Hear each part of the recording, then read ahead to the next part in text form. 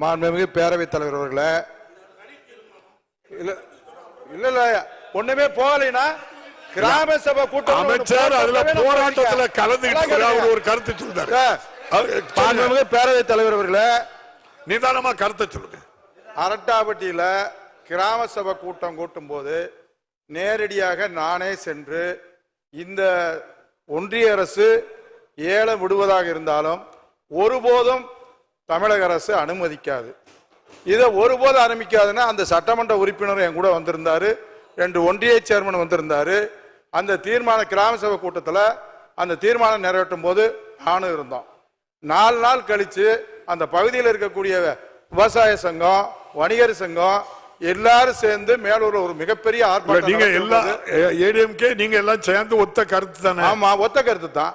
இல்ல அப்போது வரும்போது மேலூர்ல ஒரு 5000-6000 பேர் ஆர்ப்பாட்டம் நடக்கிற போது, பல கிராமங்கள் இருக்கும்போது அந்த ஆர்ப்பாட்டத்தில் நான் கலந்துகிட்டேன். அவர் சட்டமன்ற உறுப்பினரும் கலந்துகிட்டாரு. எல்லாரும் கலந்துகிட்ட போது மாண்புமிகு முதலமைச்சர் அவர்கள் பிரதமருக்கு கடிதம் எழுதியிருக்கிறார், நிச்சயமாக இது வராது அப்படின்னு.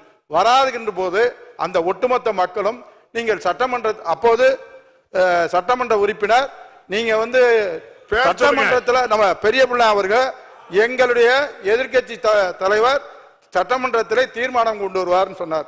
உடனே நான் அந்த மைக்கை வாங்கி சட்டமன்ற உறுப்பினர் எதிர்கட்சி தலைவர் மட்டுமல்ல, எங்களுடைய முதலமைச்சர் ஒட்டுமொத்தமாக அனைத்து தரப்பு மக்களுடைய சார்பாக, அனைத்து கட்சி சார்பாக அந்த தீர்மானத்தை அங்கே நிறைவேற்றுவார்னா அந்த கூட்டத்தில் கொண்டு வந்தேன். அதைத்தான் அந்த மக்கள் பூரா நீங்க சட்டமன்றத்தில் தீர்மானம் கொண்டு வருவோம்னாங்க. அப்படி தீர்மானம் கொண்டு வருவோம்னா எங்க முதலமைச்சர்கிட்ட சொல்லுவேன்னு சொன்னேன். உடனே கொண்டு வந்தாங்க. மக்கள் அதைத்தான் விரும்பினாங்க. மக்கள் ஒருபோதும் அங்க நாங்க ஒருபடி மண்ணை கூட அள்ள மாட்டோம்னு சொல்லி அங்க சொல்லிட்டு வந்தோம். அதே இதைத்தான் நாடாளுமன்றத்தில் மதுரையினுடைய நாடாளுமன்ற உறுப்பினர் தனி தீர்மானம் கொண்டு வந்து அங்க தனியா ஒரு கோரிக்கை கொண்டு வந்து அதையும் நாடாளுமன்றத்தில் பேசியிருக்காருன்றது வந்திருக்கு. எனவே அங்க மக்கள் எந்த பிரச்சனையும் இல்லைங்க, முதல்ல இருந்துச்சு. அங்க தமிழ்நாடு சர்க்கார் உங்களுக்கு பாதுகாப்பா இருப்போம் உத்தரவாதத்தை தந்ததற்கு பின்னால் எங்கேயும் போராட்டம் இல்லை.